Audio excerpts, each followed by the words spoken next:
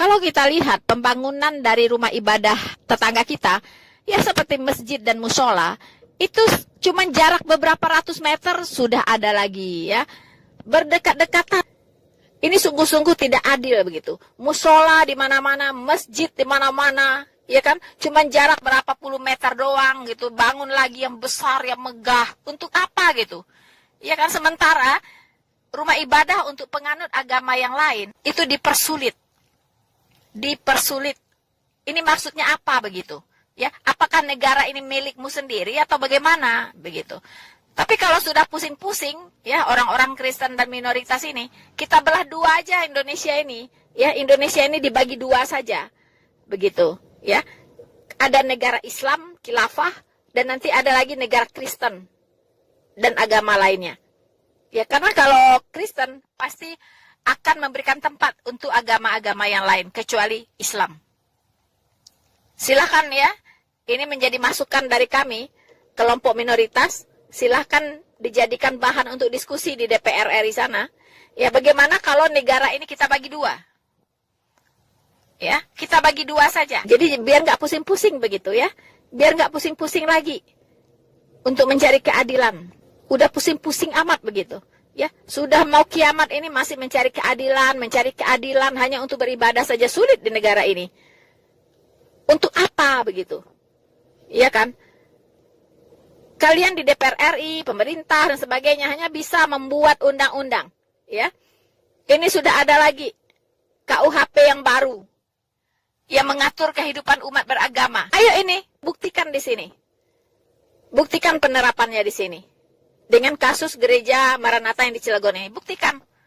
Apakah kalian cuma bisa membuat, tapi tidak bisa menerapkan? Saudara-saudaraku yang terkasih di dalam Tuhan, memang kita bisa dibuat marah juga ya.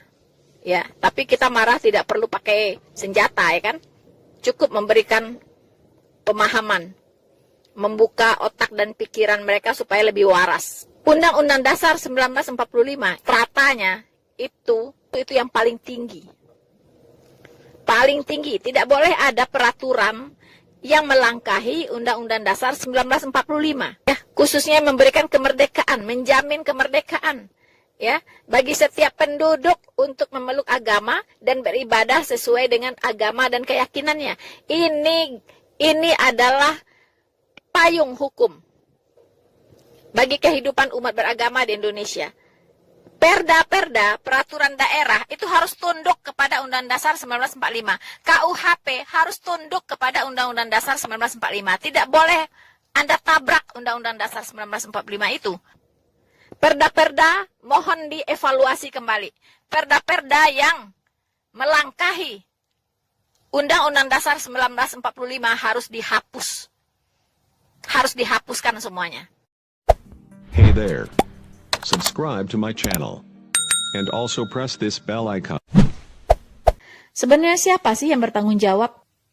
Tidak lain tidak bukan pemerintah, teman-teman. Ya, karena satu kota bisa toleran tidak toleran itu, ya. Itu tergantung pemimpinnya di sana, teman-teman. Pemimpinnya yang mengelola kota tersebut untuk mengatasi intoleransi ya. Itu tinggal dipanggil saja pemimpinnya, teman-teman. Dibawa ke sana Pak Jokowi, ya. Dididik dulu Pancasila, ya kan? Dilihat ideologinya apa. Begitu. Ya, itu tugasnya dari pemerintah lah, ya, dari Menteri Dalam Negeri. Coba dievaluasi dulu pemimpin-pemimpin di daerah-daerah ini. Bagaimana itu? Mereka ideologinya seperti apa? Minta pertanggungjawaban kepada mereka. Mengapa kota Anda menjadi kota intoleran? Lihat kesalahannya di mana. Apakah ada perda-perda yang mereka buat yang bertentangan dengan Undang-Undang Dasar 1945? Kalau ada, hapus. Hapus. Karena daerah-daerah ini adalah terletak di dalam negara kesatuan Republik Indonesia. Jadi semua harus tunduk kepada undang-undang yang tertinggi, peraturan tertinggi, yaitu Undang-Undang Dasar 1945. Di mana di situ menjamin kebebasan umat beragama untuk beribadah, untuk memeluk agamanya sesuai dengan keyakinannya masing-masing. Menjamin setiap penduduk malahan. Ya, jadi tidak boleh melangkahi Undang-Undang Dasar 1945. Tidak boleh. Ya, jadi perda-perda yang mereka ciptakan untuk membumianguskan agama lain, khususnya kekristenan di daerah-daerah mereka ini, tolong dikaji ulang dan dihapus saja. Karena perda-perda inilah yang membuat sikap-sikap intoleran ini semakin tumbuh subur di negara ini.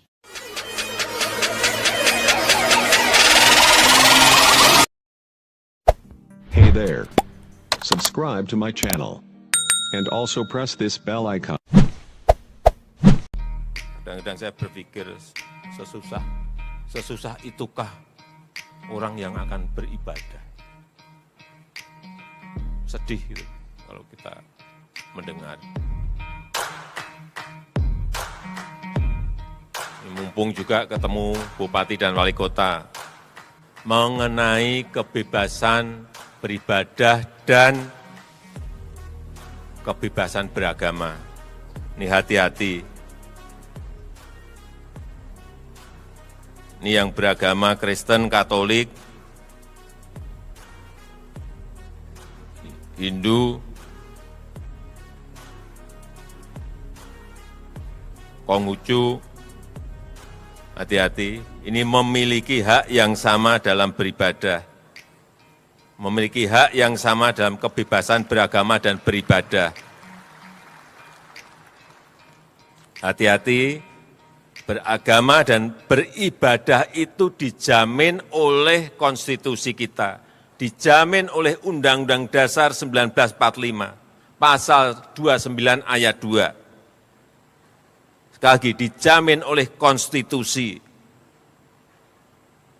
Ini harus ngerti. Dandim, Kapolres, Kapolda, Pangdam harus ngerti ini. Kejari, Kejati. Jangan sampai yang namanya konstitusi itu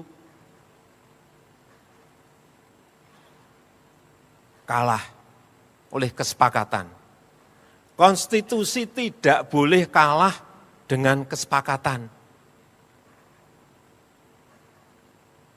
Ada rapat FKUB misalnya, ini misalnya.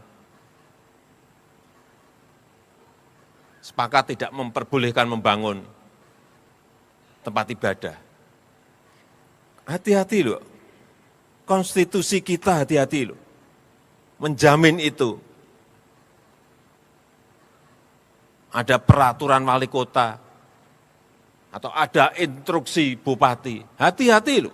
Kita semua harus tahu masalah ini. Konstitusi kita itu memberikan kebebasan beragama dan beribadah. Meskipun hanya 1, 2, 3 kota atau kabupaten, tapi hati-hati mengenai ini.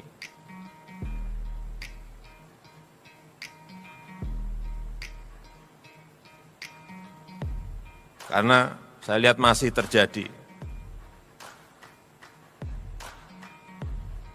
Kadang-kadang saya berpikir sesusah itukah orang yang akan beribadah. Sedih gitu kalau kita mendengar.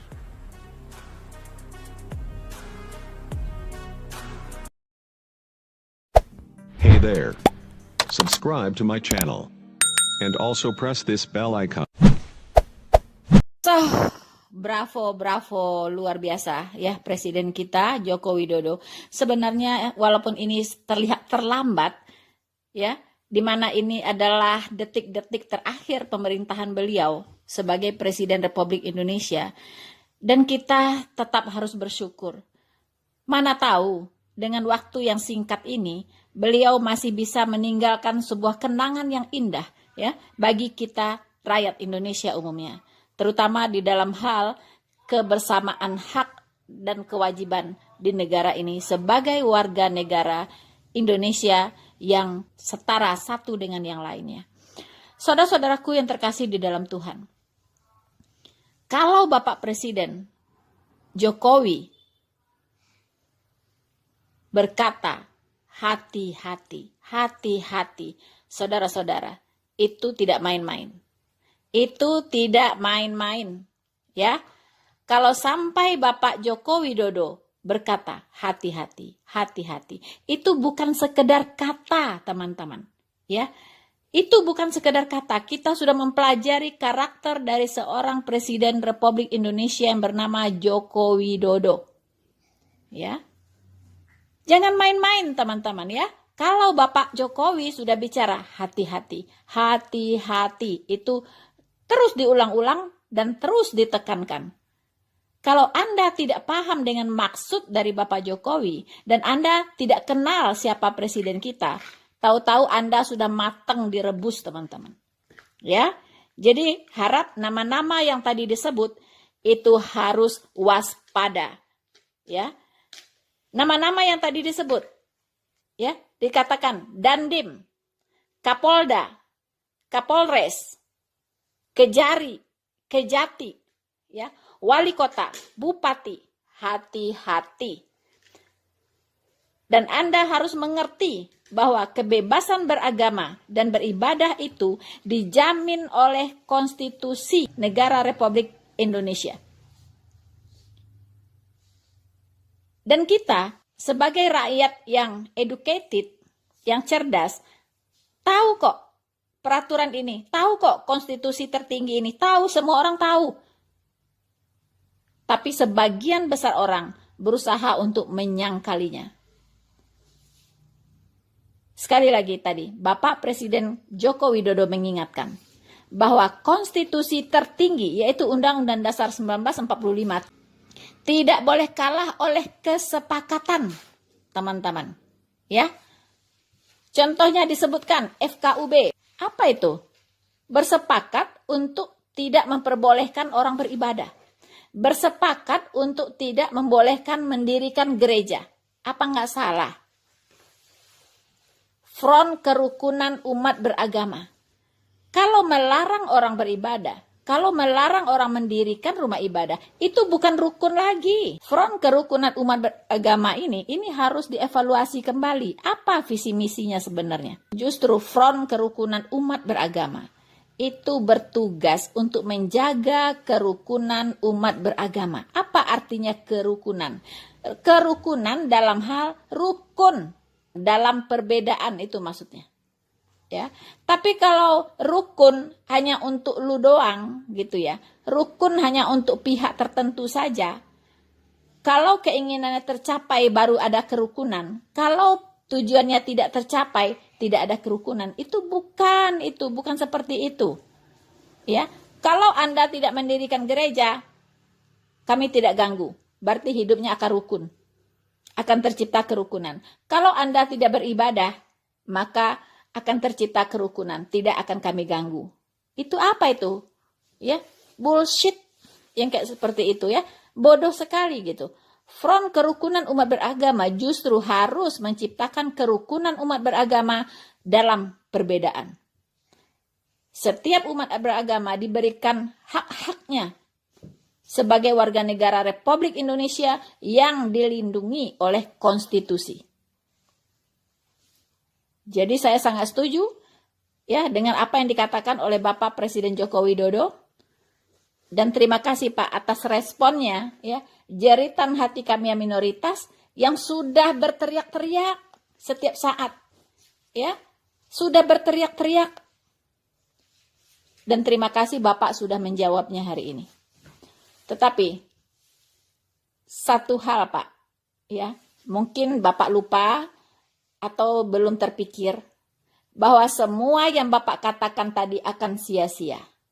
Akan sia-sia jika SKB 2 Menteri tidak dicabut. Karena inilah biang kerok ya, terjadinya kriminalisasi beragama. Inilah biang kerok terjadinya diskriminasi, persekusi dari umat yang satu terhadap umat yang lainnya, atau dari mayoritas ke minoritas. Jadi kami mohon supaya apa yang Bapak inginkan itu terwujud.